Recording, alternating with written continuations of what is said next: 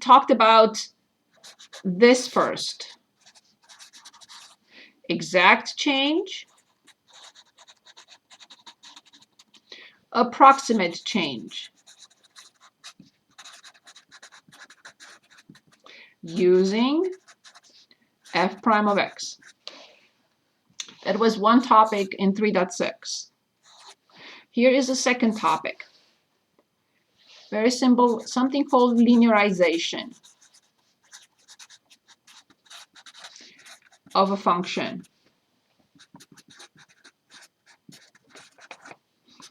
At x equals a. Okay, so what does this mean? Very simple, the same idea. Nothing different from before. So I have the same function, f of x. I have a point anywhere you want, let's say right here. I draw the tangent line to this point P with x, of course, f of x, we know that. And can anyone tell us what is the slope of the tangent line? What does it equal to?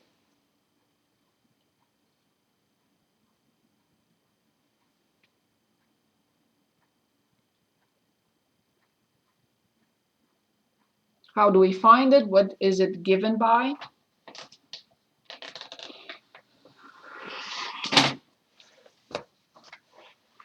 We had that last time and all the time.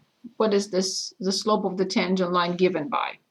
So what does m equal to? y2 minus y1.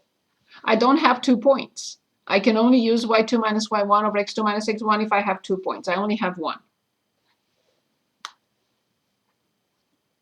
So that was in algebra. In calculus, we know a different way of finding the slope. Is it the prime of f? F of prime of x. Very good. Awesome. Thank you. So near this x value, so somewhere here, left and right, we will say, let's find the equation first of all. That's why we ask our students, find the equation, find the equation, find the equation of the tangent line all the time. So now you will know that you will say that this is y minus y1 equals the slope, which is f prime of x, x minus x1, right? So this is a. And I'm going to change this into f of a, because these have to be numbers.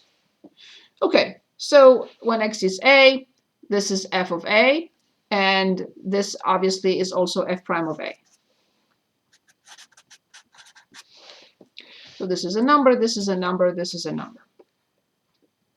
Again, what did I use? I used y minus y1 equals the slope times x minus x1 to determine the equation of the tangent. So this is the equation of the tangent at P. y1 was f of a. The slope was f prime of x, but when x is a, I have f prime of a. And x minus x1, x1 is a. Well, what I'm going to do is I'm just going to distribute and move f of a to the other side. So y will equal f of a plus f prime of a, x minus a. This is what is denoted by L, linearization of f of x at x equals a. What does this say? What is it? Well, it's a linear function that can be used to approximate f of x near a. Now, if you want to approximate here, you will have to determine the equation of this tangent.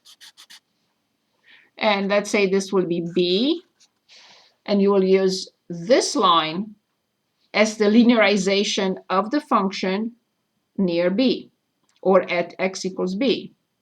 If you want it here, then you will have to determine a different function, a different line that will approximate near this point. So we can use this tangent near x equals a, or at x equals a if you want to say that. We have to use a different one for a different point. So let's just use this concept and determine the linearization for a function. Okay. So let's say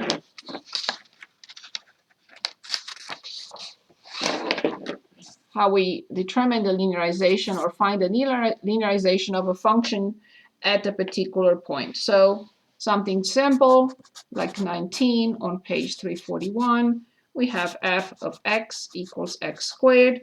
They're asking us to find L of x. Of course, this is a function of x, L or L of x. In some books, it's just called L, and others it's L of x, but it's the same thing.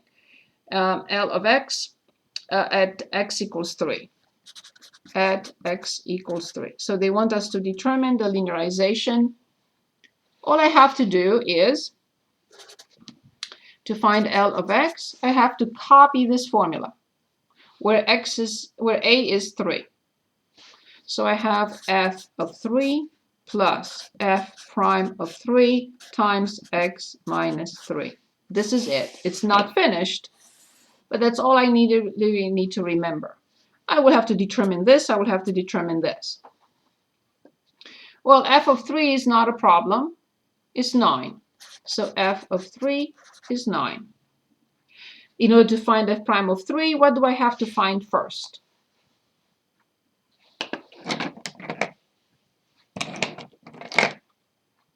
To find f prime of 3, what do I need to find first? Differentiate the function. Yes, so f prime of x first, which is a simple function. What do I need? 2x. Right. So then f prime of 3 will be 3 times 2, which is 6. So this piece is 9, this piece is 6, and we have the line now.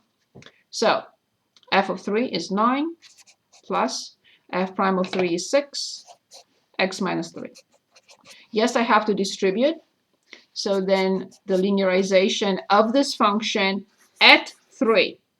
If you change 3 to something else, I need a new line. So I have 9 plus 6x minus 18, which is 6x minus 9. So if I want to approximate this function close to this number, not at 4.5, but something like 2.9 or 3.1, I don't really need to plug it in here. I can plug it in here. So part B, use the linearization to approximate 3.1 squared. So 3.1 squared, instead of plug it in here, I will say it's approximately the same with 6 times 3.1 minus 9, which is much easier to calculate. So this is 18.6 minus 9. This is 9.6. So since 3.1 is close enough to 3, I can use the equation of the line to approximate x squared at 3.1. So we can always look, right? And I didn't mean that. I meant to clear this. Okay, so 3.1 squared versus 9.6. So the exact is 9.61. But if I'm happy with an approximation, because 3 and 3.1 are quite close, I can use the line. So I approximated. So x squared looks like this. So 1, 2, 3. At this point, instead of reading the exact value of the function, I used the equation of this line to evaluate it. So the equation of this line gave us, the tangent line gave us 9.6. And in fact, this value, the exact value, is 9.61. That's what it means. What is the difference between the approximation and the actual value they're asking? In part C, they want us to calculate. You use TI-84, and we just did. In part D, they say, what is the difference? Well, the difference between exact minus approximate equals 9.61 minus 9.6. The error is this.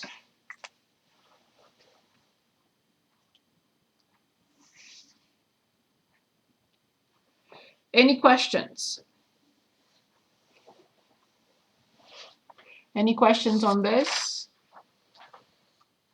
Don't be shy. Is this clear? Let me know if you understand what we're doing here. Okay, thank you.